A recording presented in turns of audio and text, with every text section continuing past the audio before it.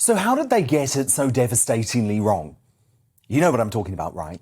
The doomsday scientists, the modellers, the Labour Party leaders, the media hysterics like Peston and Pym, the cabinet lockdown lovers Gove and Javed, Sage, Independent Sage, Whitty, Vallance, Van Tam, Harries, Ferguson, the very experts who have got it wrong time and again during the pandemic, always demanding our freedoms be curtailed even further. And they couldn't have misjudged Omicron any worse if they'd tried.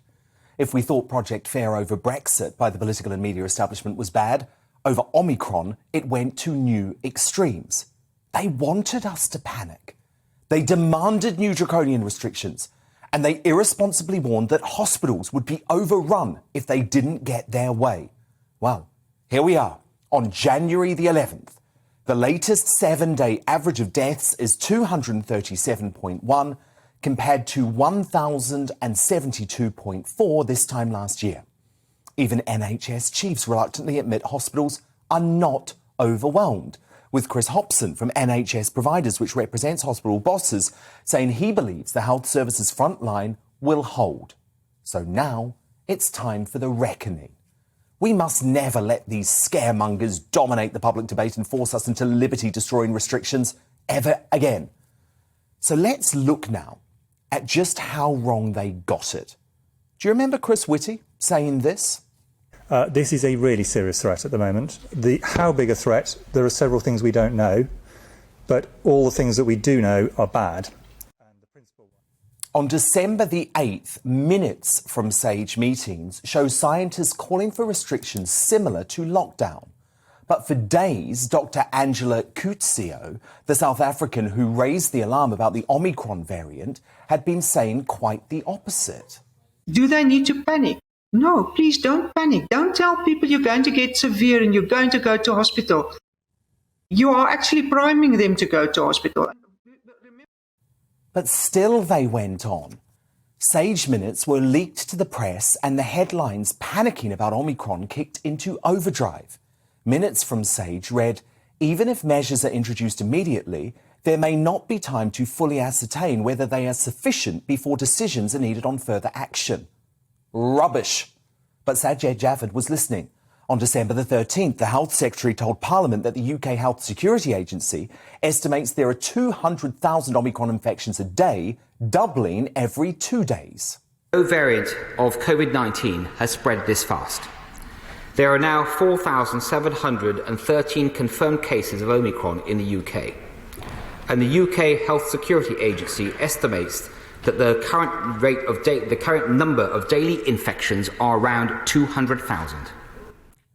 Within 24 hours, the hysterical Jenny Harries, who has been awarded with a damehood, appears on BBC News to laughably state that Omicron is the biggest threat we've faced since the start of the pandemic.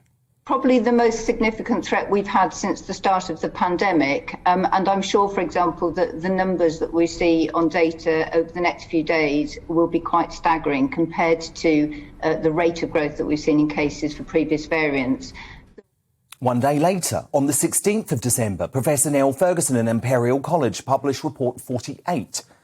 Now, it does not name Britain directly, but instead provides modelling for hypothetical situations for a high-income country with substantial prior transmission and high vaccine access, like the UK.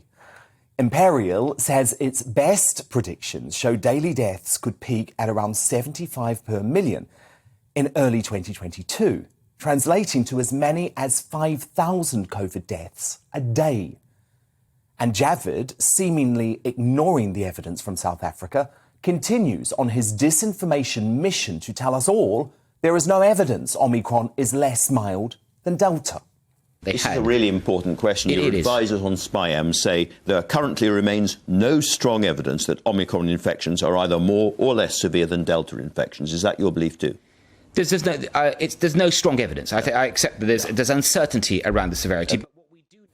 Up until Christmas, there was a constant drumbeat from SAGE that a 2-week circuit breaker lockdown, including bans on household mixing, was the only way to deal with Omicron.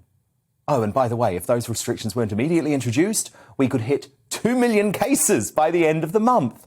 Stephen Riker, Professor of Social Psychology at the University of St Andrews, but crucially a member of SAGE, went on Times Radio to say all the science suggests that Plan B is not going to be enough. He was wrong.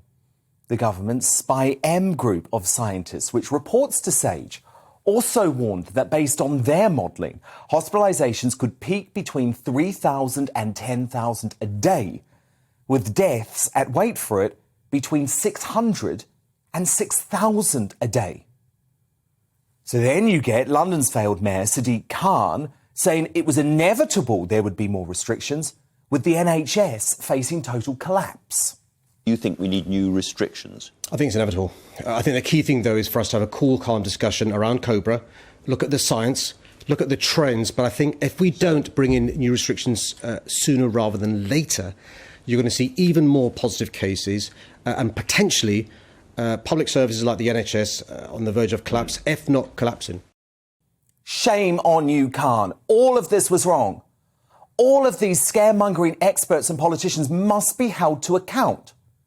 Now, look, I know Boris Johnson has made many mistakes over the course of this pandemic, but he was unquestionably right to ignore the COVID hysterics throughout December, who must now be wiped from public life before they inflict more damage.